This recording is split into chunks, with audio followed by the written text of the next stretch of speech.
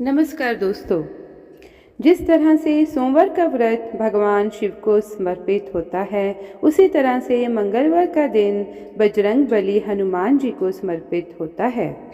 मंगल ग्रह 9 ग्रहों में से एक है, जिन्हें अंगारक और कुजा नाम से भी जाना जाता है। मंगल देव को पृथ्वी देवी का पुत्र माना जाता है।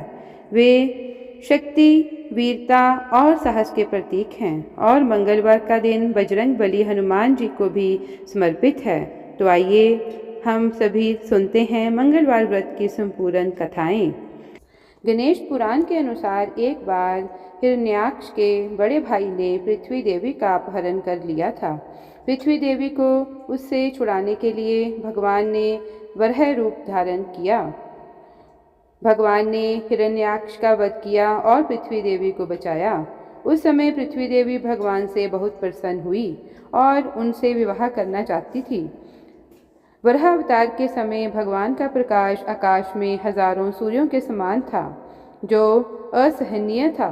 तब भगवान ने पृथ्वी देवी की इच्छा पूर्ण करने के लिए अपने सुंदर और मूल रूप में उन्हें दर्शन दिए।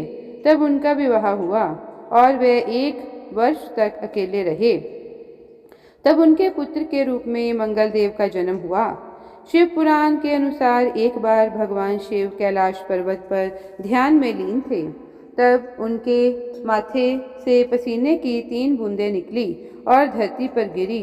उन बूंदों में से एक अत्यंत सुंदर शिशु प्रकट हुआ, जिसका रंग लालिमा लिए हुए था, जिसकी 4 भुजाएं थीं। भगवान शिव ने बालक का पालन पोषण करने के लिए पृथ्वी देवी भूमि को सौंप दिया।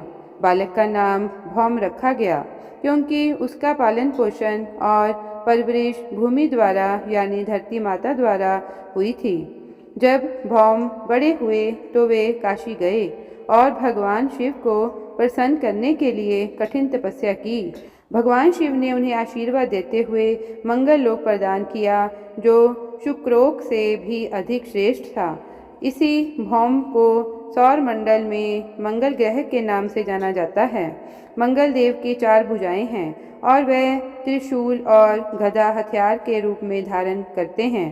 यह लाल आभूषण धारण करते हैं। मंगल देव की पूजा करने से त्वचा संबंधी रोग, ऋण और गरीबी से मुक्ति मिलती है। भगवान मंगल का रतन मूंगा है और उनका दिन मंगलवार है और यह दक्षिण दिशा के संरक्षक हैं।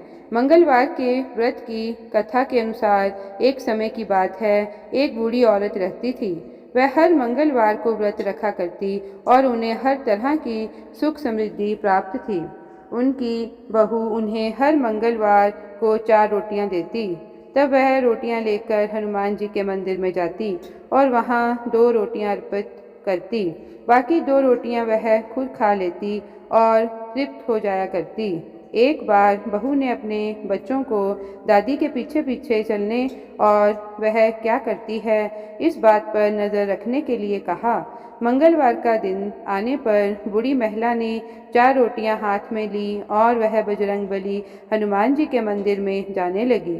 उनके पीछे पीछे उनके पोते चल रहे थे और जब पोतों ने देखा कि दादी ने भगवान हनुमान जी को 2 रोटियां अर्पित की और शेष 2 रोटियों से अपना व्रत खोला, तब उन्होंने घर जाकर अपनी माँ को यह बात बताई। माँ को लगा कि बूढ़ी माई 2 रोटियां तो बर्बाद कर रही है और फिर उसने अगली बार केवल 2 ही रोटियां पकाने का निश्चय किया।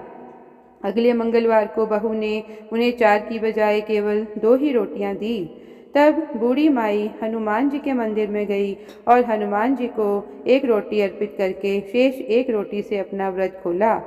उनके पोतों ने यह सब भी देखा और घर आकर फिर से अपनी माँ को सारा हाल बताया। अब उन बालकों की माँ को लगा कि बूढ़ी माई तो 1 रोटी बर्बाद कर रही है, अगली बार मैं उनको केवल 1 ही रोटी दूंगी, ऐसा उसने फैसला किया। फिर अगला मंगलवार आने पर बहू ने बूढ़ी माई को केवल 1 ही रोटी दी और बूढ़ी माई उस 1 रोटी को लेकर हनुमान जी के मंदिर में चली गई। उन्होंने आधी रोटी भगवान हनुमान जी को अर्पित की, बाकी आधी से अपना व्रत खोला। उनके पोतों ने आज भी यह सब देखा और जाकर अपनी माँ को बताया। बहू ने सोचा कि बूढ़ी माई तो घर का पैसा बर्बाद कर रही है। अब उसने फैसला किया कि वह अगले मंगलवार को उन्हें कोई रोटी नहीं देगी। उधर वह बूढ़ी माई अगले मंगलवार बिना रोटी लिए खाली हाथ बजरंगबली हनुमान जी के मंदिर में गई। आज उनके पास उन्हें अर्पित करने के लिए कुछ भी नहीं था।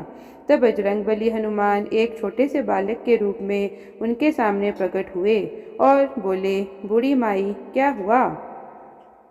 तब बूढ़ी माई ने उस बालक को पूरी कहानी सुनाई। बालक ने कहा, माई आप इस मंदिर के पीछे अपनी एक कुटिया क्यों नहीं बना लेती और मुझे आप अपना पुत्र मान लीजिए। मैं आपके भोजन का प्रबंध कर दिया करूँगा। ऐसे परिवार में रहने का क्या लाभ जो अपने बुजुर्गों की देखभाल नहीं करता। बूढ़ी माई उस बालक की बात मान गई और झोंपड़ी बनाकर वहीं पर रहने लगी। हर रोज वह छोटा बालक उनके लिए एक जग भरकर दूध और चीनी मक्खन मिला हुआ चूरमा लाता था। अब बूढ़ी माई का जीवन बहुत सुखमय और शांति भरा था। बूढ़ी माई अब भी प्रत्येक मंगलवार बजरंगबली हनुमान जी की पूजा करके उन्हें भोग लगाकर ही अपना व्रत खोला करती। उधर उनकी बहू दिन प्रतिदिन गरीब होती जा रही थी। गरीबी के कारण घर में बिना वजह झगड़े होने लगे, यहाँ तक कि उनके पास खाने को भी बहुत कम बचा था। एक दिन उसने अपने बच्चों से कहा कि जाओ अपनी दादी के पास जाओ और देखो कि वह क्या करती है। बच्चे अपनी दादी के घर गए तो बूढ़ी माई ने उनका स्वागत किया। उन्होंने बच्चों को दूध और चूरमा दिया और उन्हें रोज आने के लिए कहा। बच्चे घर वापस आए और सारी बात अपनी माँ को बताई। माँ यह जानकर हैरान रह गई कि बूढ़ी माई कमज़ोर होने के बजाय बिल्कुल स्वस्थ थी। अब बहू को अपनी गलती का एहसास हुआ और बहुत पछतावा। तब उसने अपने पति से उन्हें वापस लाने के लिए कहा, लेकिन उसके पति ने कहा, मैं क्यों जाऊं? हमारे कष्टों के लिए तो तुम ही जिम्मेदार हो। तुम रोज परिवार में झगड़े करवाती हो। तुमने ही तो उन्हें घर छोड़ने पर विवश किया था। तुम तो थोड़े से भोजन के लिए भी उनसे ईर्ष्या करती थी। देखो उनके जाते ही इस घर की सारी सुख समृद्धि मिट गई। तुम्हें बड़ों और उनके नेक कार्यों का कोई आदर ही नहीं है। तब बहू बोली, चलो हम सब उनके पास चलते हैं। हम उन्हें मना लेंगे कि वह वापस आ जाएं। तब उसका पति मान गया और वह बुढ़िया माई के पास गए। वहां जाकर उन्होंने देखा कि एक छोटा बालक बूढ़ी माई के पास बैठकर उन्हें भोजन परोस रहा था। बूढ़ी माई की बहू अपनी सास के चरणों में गिर पड़ी और अपनी गलतियों के लिए क्षमा मांगने लगी। बूढ़ी माई ने उस बालक से कहा, मैं उनके साथ जाऊं क्योंकि उन्हें अपनी गलती का एहसास हो गया है। बालक ने कहा, हाँ माँ जी, आप जा सकती हैं। अगर आपको कोई परेशानी हो तो फिर से आप वापस आ जाइएगा। अब बूढ़ी माई अपने परिवार के पास वापस लौट गई। अब भी बूढ़ी माई प्रत्येक मंगलवार का व्रत रखती, लेकिन अब उनकी बहू ने कभी भी हनुमान जी को अपने भोजन का आधा भाग अर्पित करने पर कोई भी आपत्ति नहीं जताई। उनके घर में फिर से सुख समृद्धि लौट आई और वे सभी सुखमय जीवन बिताने लगे। एक बार एक ब्राह्मण दंपति थे। उन्हें संतान सुख प्राप्त नहीं था। इस कारण वे बहुत दुखी रहा करते। ब्राह्मण पुत्र प्राप्ति की कामना में हनुमान जी की पूजा करने के लिए एक बार वन को चले गए। वहाँ भक्ति भाव से वे हनुमान जी की पूजा करने लगे। घर पर उनकी पत्नी भी पुत्र प्राप्ति के लिए प्रत्येक मंगलवार का व्रत करती थी। व्रत के अंत में भोजन बनाकर हनुमान जी को भोग लगाने के बाद ही खुद भोजन करती थी। एक बार किसी कारण से ब्राह्मणी भोजन बनाकर हनुमान जी को भोग नहीं लगा पाई तो उन्होंने अपने मन में प्रण किया कि अब अगले मंगलवार को हनुमान जी को भोग लगाने के बाद ही वह भोजन करेगी। इस तरह 6 दिन भूखे रहने के कारण मंगलवार के दिन वह मूर्छित हो गई। हनुमान जी उन ब्राह्मण की भक्ति, लगन और निष्ठा देखकर प्रसन्न हो गए। उन्होंने प्रकट होकर दर्शन दिए और कहा, मैं तुमसे बहुत प्रसन्न हूँ। तुम्हें एक सुंदर बालक देता हूँ जो तुम्हारी बहुत सेवा करेगा। तब हनुमान जी ने ब्राह्मणी को बाल रूप में दर्शन दिए और अंतर ध्यान हो गए। सुंदर बालक को पाकर ब्राह्मणी बहुत प्रसन्न हुई और उन्होंने बड़े प्रेम से बालक का नाम मंगल रखा। कुछ समय बाद जब ब्राह्मण वन से वापस आए तो बालक को देखकर पत्नी से पूछा, यह बालक कौन है? पत्नी बोली, मंगलवार के व्रत से प्रसन्न होकर हनुमान जी ने दर्शन देकर मुझे ये बालक दिया है। लेकिन ब्राह्मण देवता को पत्नी की बात पर विश्वास नहीं हुआ, तो उन्होंने सोचा कि उनकी पत्नी उनसे झूठ बोल रही है और अपना पाप छुपाना चाहती है। एक दिन ब्राह्मण कुएं पर पानी भरने जा रहे थे। ब्राह्मणी ने मंगल को भी साथ ले जाने को कहा।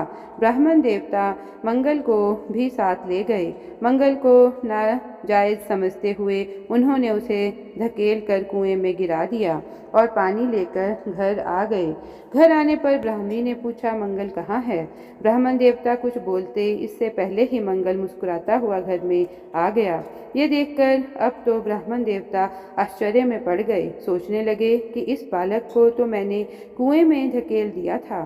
फिर रात को सपने में ब्राह्मण देवता ने हनुमान जी को देखा और वे कह रहे थे कि यह बालक मैंने दिया है। तुम्हारा पत्नी पर शक करना उचित नहीं है, वह तो पतिव्रता स्त्री है। ब्राह्मण यह सच जानकर बड़े प्रसन्न हुए और शर्मिंदा भी हुए। इसके बाद तो ब्राह्मण दंपति ने हर मंगलवार को निष्ठा के साथ भक्ति के साथ व्रत करा और आनंद पूर्वक वे अपना जीवन बिताने लगे। इस प्रकार जो भी व्यक्ति मंगलवार का व्रत करता है और मंगलवार के व्रत की कथा पढ़ता है या सुनता है और दूसरों को सुनाता है, तो हनुमान जी की कृपा से उन्हें सभी प्रकार के सुख प्राप्त होते हैं।